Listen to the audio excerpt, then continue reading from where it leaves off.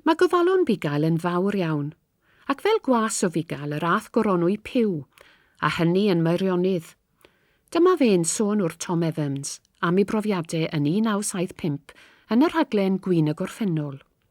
Wel, mes yn gyntaf yn was bach i ryw fferm oedd 10 milltir ar 20 oedd cartre, ac oedd hwnnw'n grin bellter ers dalwm.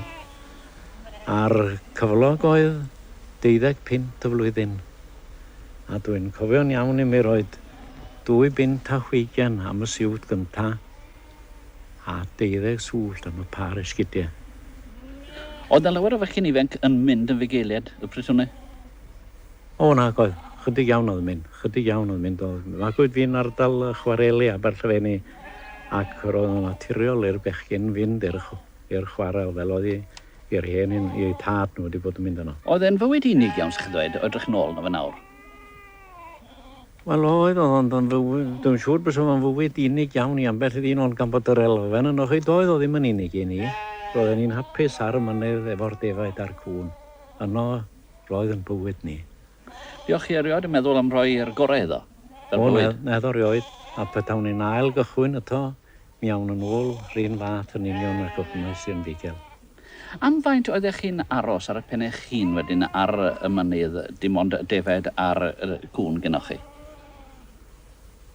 Wel, mi fydde'n dibynnu'n union ar y tywydd. Fydden ni'n goffod cychwyn yn fore iawn.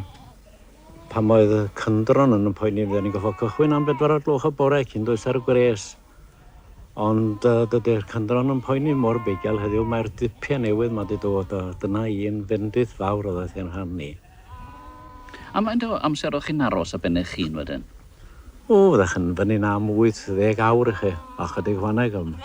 Weles i ni pan fydde eira mawr o'r pan fydde'n gilion ys byddai wedi mynd yn nos. Ac yn cael aml i ddafad wan wedi bod o dan yr eira am grin 2 wythnos ac oedd carion o lawr yn noson neu ar ôl bod wrthi'n galed drwy'r dydd.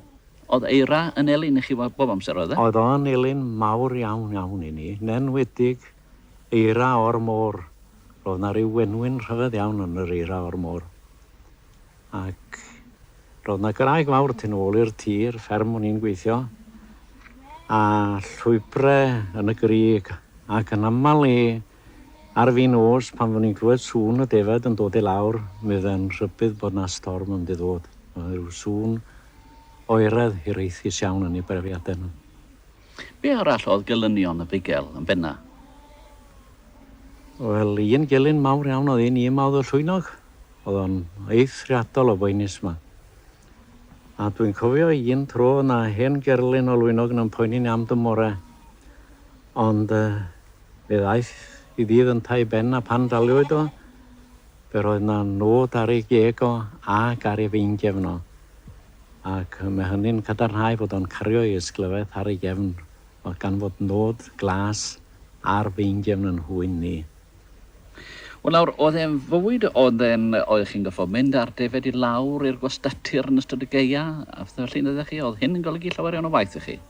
O, oedd ni'n o'r rhai'r dyrnodau cletan y flwyddyn. Oedden ni'n goffod i cerdded nhw i'r Iaiafi yn canol mis Hydre a dod â nhw nôl, cerdded nhw nôl dyddiau cyntaf Ebrill. A oedden ni'n cerdded nhw i'r fferm o'r enw Tyn y Cornel Bonti ac fydde yna grin 10 i ddwsyn o hyroedd o ddefed yna. Ac fydde yna gymeriadau doniol iawn yn y criw. A dwi'n cofio un efallai'n deud stori amdanyn nhw'n cael yn Nannau.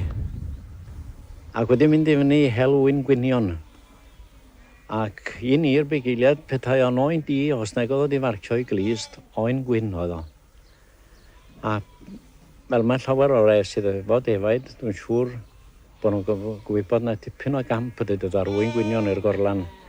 A'r diwrnod hwnnw yma, dyma ryw ddwsyn o wyn i ffwr a bron gymaint hynny o gŵn ar ei ôl o. Ac dyma'r wyn i gyd yn ôl o'n dyn a'r hen figel. Ond dyma Ned yn ôl wedi colli dymar yn len. A'r pen Beliff Nanna'n gofyn o, wel lle mae'r oen Ned, medda fo.